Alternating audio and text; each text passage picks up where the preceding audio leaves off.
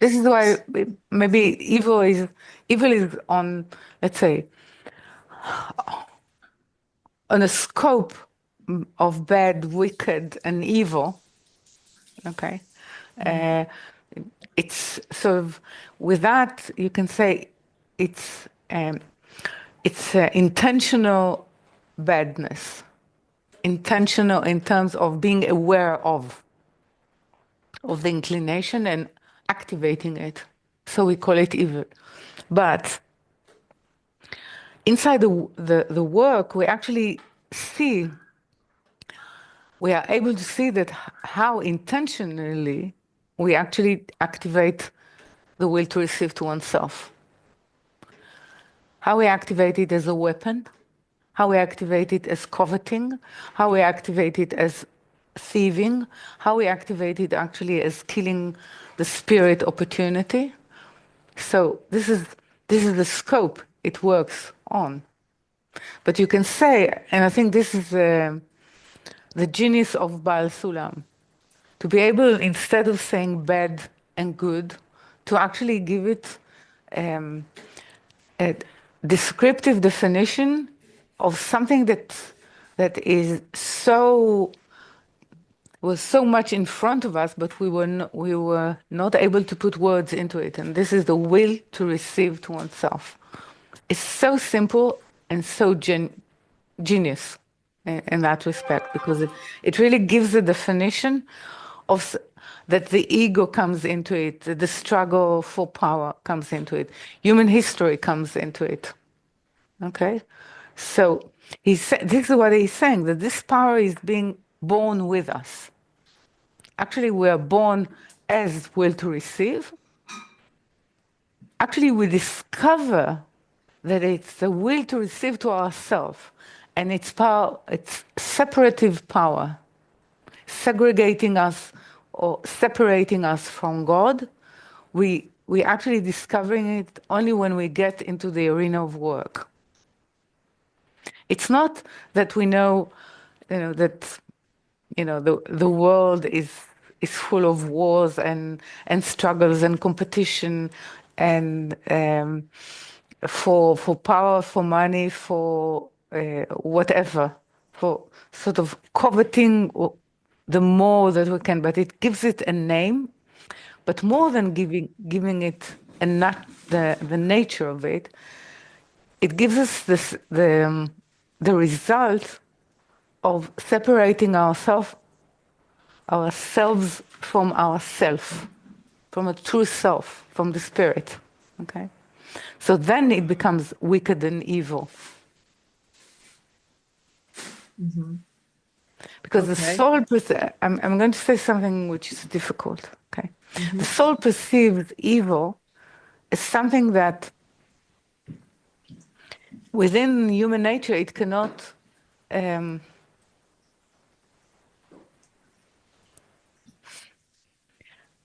it cannot handle because um, it poses a threat to its very existence. Now, whatever poses a threat to our very existence is the point that it sort of meets the spirituality, because spirituality need the platform of being able to survive of the soul. So when it meets, this is why when something is threatening our very existence, it is spiritual. You mean our corporeal our very corporeal It's existence? even if it's very corporeal, because the corporeal is, well, I think it's the arena where spiritual is working. So if I don't have the arena of the corporeal, I cannot actually, the spirit cannot achieve its mission. Okay. So could Yeah. you say that again, what you just said? I'm a little bit lost. No, you have to ask me, because it's difficult for me to rewind. I Uh, know it's mm, difficult. uh, I'm trying okay, to okay. rewind it No, too. try to sort of focus. Again, ask me even again, but ask me. Okay, well, about the threat to the very existence, okay? Okay. How does that relate to my original question? Which was, about the nature Of the of the will to evil. receive. Yeah. Yeah. You Mhm. see, if the very nature of us is the will to receive, but the will to receive to oneself is a thought of the Creator concerning Mhm. us. So if we actually sort of diminish that or cause something that does not allow it to actually be a receptive part that can um, evolve into accepting the condition, we actually savor even God's will, and that's spiritual.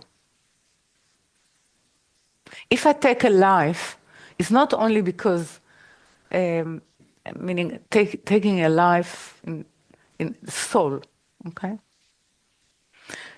This is why it's said that if you save one soul of Israel, you actually save the whole world.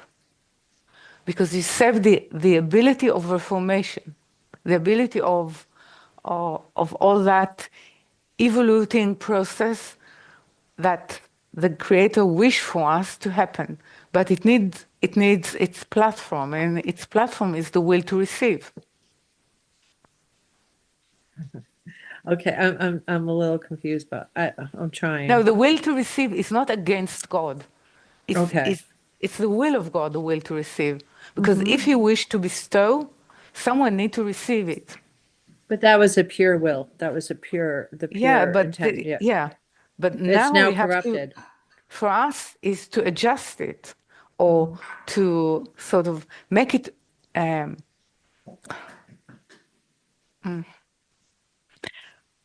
make it sort of a viable vessel. What it means? It means that we will be able to receive. The Creator wishes us to receive, but that the reception will not act as a separation, because receiving it stands as a contradiction to bestower. So how actually I'm able to receive without severing my connection with the higher, meaning I'm not a contradiction or opposing nature to him. So I need to buy from him to purchase, to attain a different nature, meaning using the reception for a different purpose.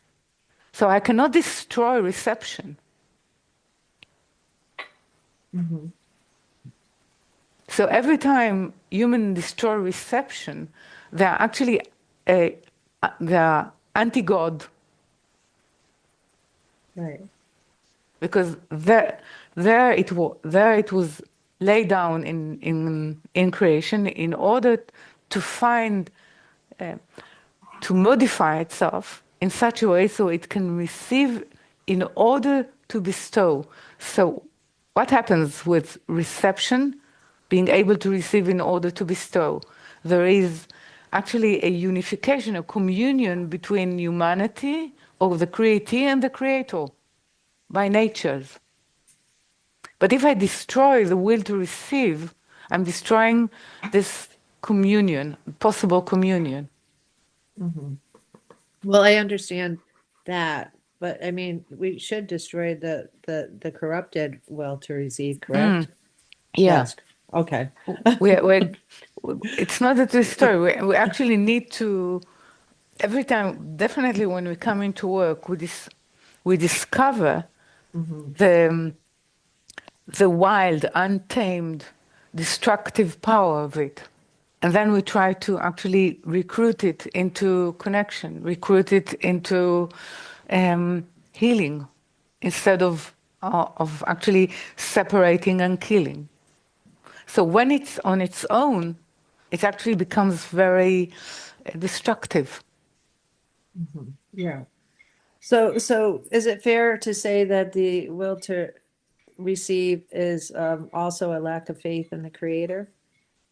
Yes, if it's not connected to the process of reformation, yes, it is.